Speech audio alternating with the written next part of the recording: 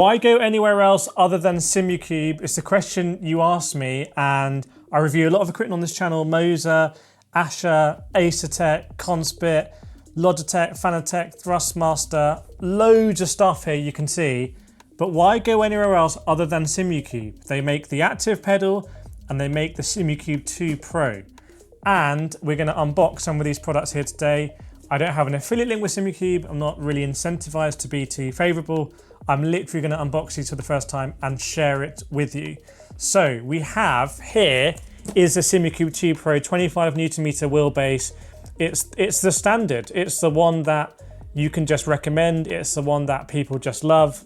It's the one that other brands need to kind of come up with stuff to try and displace it. So let's get into it. And this is the Valet GT23. So this is like the daily driver wheel for Simucube. Theoretically, if you get a Simucube 2 Pro and you get this wheel, like, you should be good for years. Don't want to say decades, that's not correct, but literally like years and years and years. If you bought the Simucube 2 Pro when it came out, I mean, just let me know in the comments, anyone who's got one, what your experience is with it already. You can start typing now. Okay, this is the Valet steering wheel from Simucube. I think it's about between 700 and 800 euros. So it's not a cheap wheel, and you could get a really nice Formula wheel for that, but this is meant to be an all-rounder. This is a Simucube Valet wheel, so how does it feel? It feels very nice. I've got here the Fanatec CSL. This is an interesting one, actually. Obviously, this wheel is about 400, and this is almost double the price, but there's a lot more give underneath this Alcantara or suede. I'm not sure what it is. This one Fanatec say is Tactaris, but there's a lot more kind of like nice and quality to it. It doesn't feel like it's just on top of aluminium or whatnot. So that does feel quite premium. We've got here the buttons that all have their own guards. So different guards here. We've got these are not funky, but they're very nice rotaries. Oh, that is nice. And interesting, we have 3 hex bolts here, kind of protruding. Other brands wouldn't do that. They'd like to keep things flush. And here we've got these funkies. So these funkies here, again, super nice. There's some rotaries on the top, and that's it. That's it for your rotaries. They also have buttons as well. And then we've got the LEDs. Then on the back, yes, there is a USB-C, and we've got shifters, magnetic shifters, and clutch paddles. There's a really nice tactile feel to this wheel. Like, I don't know how to explain it, but everything feels kind of like nice high frequency. And these are very dampened. That's not going to wake up your neighbors or your kids are not going to wake you up, maybe more importantly. So this is the Valet. It's a nice wheel. It comes with the Simucube quick release here that's got this kind of like perforated staff, you can see. And yeah, we're going to get this on the rig, obviously, but first impressions, there is an element of real quality with the grips. So I feel like I could drive a long time with that. In terms of the placement, it is a big wheel here, probably a 320 diameter wheel, I would say. We'll have to see that on the rig because it's going to be a big question. This is a good daily driver. The Acertech D-shaped wheel is really nice as a daily driver. This is the Acertech Forte with a round suede wheel. You can see the obvious similarities. The shifters feel nice on the Simucube as well, and they're all adjustable. You can see on the Simucube. So, I mean, everyone's coming after Simucube. That's the thing. Every brand behind me wants a bit of that Simucube action, that Simucube market. But as it stands, yeah, okay, so it looks good at first glance. Now, I just want to show you what else we've got here. So these are passive throttles, just called the Simucube throttle, but really it's a passive throttle. And the idea is that you partner this with an active pedal. But I'm very lucky because I've got 2 Simucube active pedals. They also sent previously, and that's a bit silly. Like, you don't really need 2 active pedals. Even I spoke to Taylor Barnard in Brazil when I went to see him at Sao Paulo. He was buying Simucube equipment. When I spoke to him in Monaco, just before he put it on pole position, he'd got the Simucube equipment and he's running a passive throttle with 1 active pedal. And I said, do you need both? He's like, no, I just need it on the brake, really. So and see, oh, that's very nice.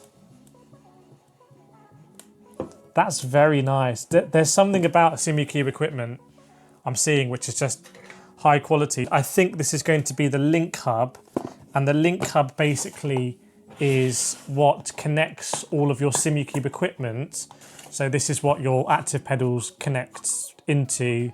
There's an Ethernet port and a USB-C port. So it looks quite simple, but that's been connected since my active pedals since day one. Okay, so now moving on to the big one, the important one, which is the Simucube 2 Pro. This is what you all want to see. This is end game sim racing equipment. Like, if you're watching this video and you're thinking about buying this, it's potentially it's not even potentially, it is end game. Like, this is, you're getting to the level now where you're buying something and you're not changing it, and you're not feeling like you want to change it. Oh, wow. Wow. This is sim racing history right here. Like, this is sim racing history, because I go to expos, I go to other companies and test their wheels and stuff. They're often using this. Like, this is the standard. And then we've got the emergency stop, because we're getting end game level now. We need to have an emergency stop. Oh my God, it's heavy. Oh my God, it's actually really heavy. Oh, it's gonna go straight through the table. Wow. Wow. Okay, this is a Simucube 2 Pro, I believe. Yes, it is. Yes, it is. In all 25 Newton meter glory. Yeah, let me get it on the rig. Okay, so I've put my Simucube 2 Pro and the Simucube wheel on my cockpit, the Fantech cockpit, and we are driving in iRacing. Very important for you to know that if/when, obviously, you want to mount your Simucube 2 Pro, you will need to have a front mount, because the wheelbase is so powerful, it mounts through the front, it doesn't mount through the bottom. So I went out to Demon Tweaks and bought a front mount, and here we are. And also, I have been using this wheelbase and this wheel quite a lot since unboxing and speaking with you now. I've just been really enjoying it and just been racing off camera, off stream, on iRacing and Le Mans Ultimate and other sims as well. I also, and this is super interesting, I've also flown to SimLab, who are a completely different sim racing manufacturer in the Netherlands, and did a blind test of the Simucube 2 Pro and SimLab's new direct drive wheelbase, which was a crazy thing to do, because I needed to close my eyes. I really needed to feel the force feedback. It was like a test. It was an exam, really, of my ability to kind of like understand force feedback. And because of that, I can now give you maybe a higher, more in-depth, more kind of like we can get under the skin than the general first impressions. And the main thing to say off the bat about the Simucube 2 Pro is that this is obviously a top-of-the-range wheelbase, we know that. But it has some characteristics that I actually quite like, but I understand some people may not like. And that is that it uses a motor, I think it's called the Midge motor, that has some characteristics, and I would call it, people call it different things, some of them are not that favourable, but I would call it kind of like chirpiness. The motor has a bit of chirpiness to it. Now, I actually really like that, because it means that I'm getting a kind of haptic-y road feel. So, tell you what, you go, mate, because I'm trying to record a video here. I'll catch you up later, hopefully. It means that you're getting a lot of vibrations, a lot of haptics. I can feel it vibrating my rig. That's not something you would necessarily feel so much through the wheel in real life. Certainly when I've driven a Formula car in real life, driven Ferrari 488 in real life, you're kind of getting it through the small of your back, to be honest, and your butt. But I don't have bass shakers here or anything. I'm not in a real car. So getting those extra vibrations through the wheel is not something I'm dead against. However, I understand that some people are going to prefer having a cleaner feel through the wheel, where the vibrations you're getting are really kind of, vibrations not the right term, or maybe it's the right term, the vibrations, the haptics you're getting are very much the same as what is being outputted out of the sim. There's no chirpiness, there's no reverberation, let's say. So I believe that's a characteristic of the Simucube 2 Pro. I actually don't mind it. I'm the sort of person that when I have headphones, when I'm recording audio, I'm always messing around with the curves and the levels. I'm always upping the bass and doing all these things. Some people are fine with that. Some people are like, what are you doing? Someone sound engineered this. Why are you messing it up? So I just want to explain it, and there may be an objective truth there. I'd actually love to hear your thoughts on it in the comments. But when it comes to the wheelbase generally, I mean, it's so powerful. I mean, you're not going to be wanting, I think, more power. 25 Newton meters. I've got it on about 12 at the moment, which is absolutely plenty for me, even in a Formula car like this. I'm getting all this road feel. Yes, it is reverberating, and it would be cleaner if I didn't have that reverberation. But I don't mind it. It's more immersive for me, or it's not really a drawback. In terms of the wheel itself, I was expecting to not like the wheel that much because it is Alcantara. It is this D shape, but actually, I've been really enjoying it. I've been really loving the shifters. The shifters are very, very, very good. Like, extremely good shifters. Nice long shifters. And the actual shape of the wheel, and I think the material, the way that the Alcantara sits on the rim itself means I can kind of sink my thumbs a little bit into this groove here, and it feels like, you know, it feels similar to like my Acertec with the suede handles on it. It feels really, really, really nice. And then I look at it and I'm like, yes, this is a big chunky rim. Now, I haven't got the lights on here. I think I might need to connect to something to get those lights working. The wheel is connected wirelessly to my 2 Pro, which is not that intuitive. I think it's, or it seems a bit, it's very advanced in a way, if that makes sense. I'm used to getting a wheel and then plugging in a USB cable. This one, you don't need to do that. Like, I actually plugged in a cable and I was like, this seems a bit weird, and then like that's to charge it. So it wirelessly connects, which is pretty cool. There's an aerial that comes out the back of the wheelbase, and it's going to be hard to go back to wheels where I've got to be unplugging and plugging USB cables. Simucube are really onto something here. And I understand with their new software that the wheel can do funky things like recognise. Also, if you're swapping wheel rims, you can kind of keep all your button mappings there. You don't have to constantly remap, which is really nice. In terms of the wheel itself, we've got funky switches up here, left and right, and then we've got more down here as well. Oh, sorry, just dials here.